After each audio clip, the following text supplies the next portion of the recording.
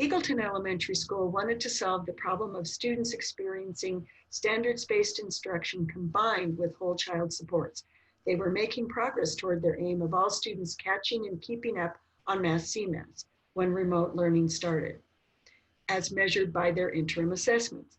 They approached this problem by developing a classroom feedback protocol on math standards instruction that considered how each teacher wanted the feedback delivered.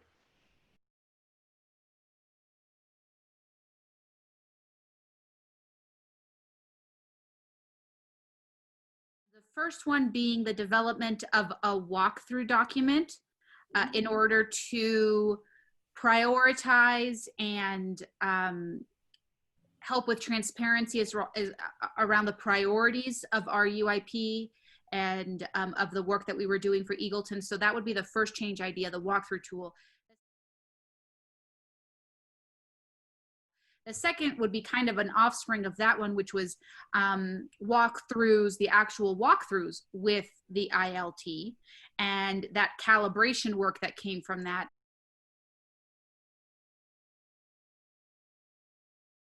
And then the third change idea was around the empathy to teacher needs, which was kind of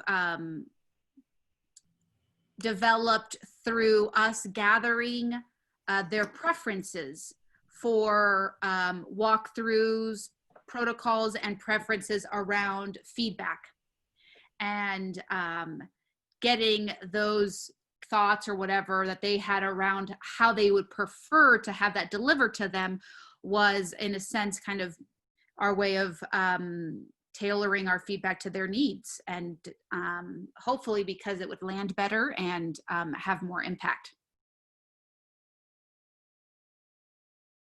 By providing the opportunity for our staff to talk at mid-years about their own preferences on how, if they received an email, if they wanted us to reach back out or not, was helpful to find out what would work best. And then the next. And what we looked at kind of changed over the scope of the year. Right. Like in the very beginning, we were just building that habit of setting aside time each week to go as an ILT and to observe and to debrief together and to be consistent. And then we narrowed to math standards. And then we even got a little bit deeper alongside our ANET coach to, like, when you go into a class and you're looking at a particular math lesson, as it is reported in the teacher's lessons plans or as it's reported in bridges, like they give you a gamut of 5 or 6 standards because they're so woven together. So even as an ILT, being clear about which was the highest leverage standard that was being taught in that classroom in the 10 minutes we were there, and really focusing our feedback on that one standard and were they hitting it at the grade level. Say like the implementation, reflect, change, like I feel like we're doing that every single day, because every single day some new information comes in and you have to like read, and oh, we were gonna say this, but now we need to change it to this. So I don't know, I just feel like the whole thing is like we're on a little spinning wheel each day and it's getting faster and faster and faster. I feel like the confidence of our senior team leads and those of us on the ILT have increased by being able to do this work and be able to be consistent with what we're learning and talking through things that we had questions about or concerns about, and having that open forum to be able to do that allowed more of a trust to be built if there was some lacking before, to feel comfortable and safe bringing up questions and concerns throughout the process. Mm-hmm.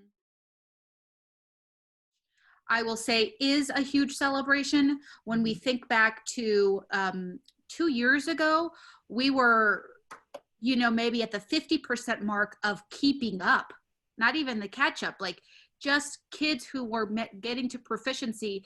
The next year, keeping them at proficiency was a struggle for us.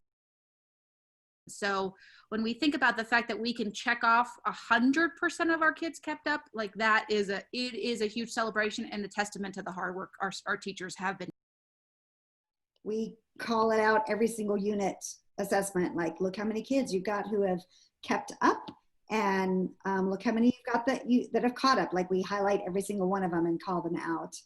And just that protocol is so different than last year and the year before. Like we've gotten into a habit of paying attention to those kids' names, and the teachers, when you say your keep up kids, they know which kids they're talking about. It's not like fumbling through, who were those kids again? Which ones did I have my eyes on? Like they know the importance of it and they can name those kids now. Whereas I wouldn't even say we could do that last year.